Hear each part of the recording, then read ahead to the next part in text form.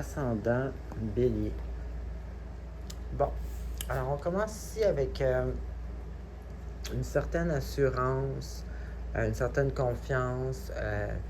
On voit, à travers les illusions, on voit clair.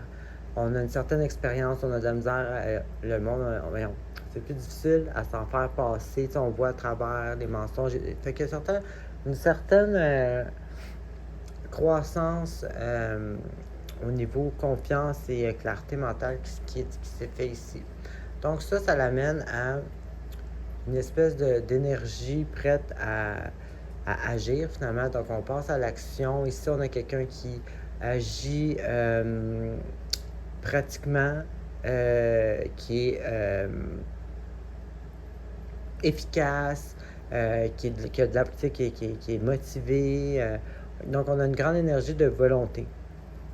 Ensuite, ici, on a une situation qui n'est pas stable ou qui est chambranlante. Il y a une imbalance ici, à quelque part. Et puis, ici, ça, c'est une énergie aussi de volonté un peu, mais un peu plus immature. Donc, on pourrait penser à peut-être que vous gérez une situation qui manque un peu de maturité ou de stabilité ou d'organisation parce qu'ici, il y a une situation qui est instable. Et puis là, ici, on voit que vous avez des peurs ou des doutes face à cette nouvelle horizon de l'avenir qui se présente à vous.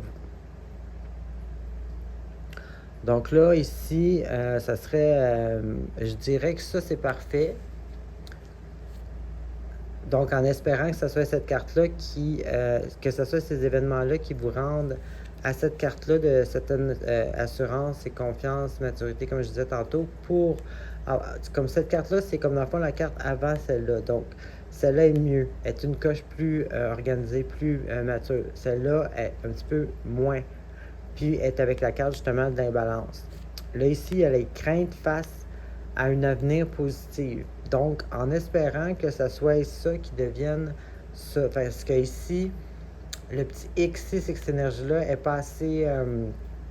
ça, c'est le genre de carte peut-être que qui va être super motivé, mais que c'est après 2 semaines, il ne sera plus. Ou ben donc, en tout cas, ici, il y a une instabilité, il y a quelque chose qui était balancé.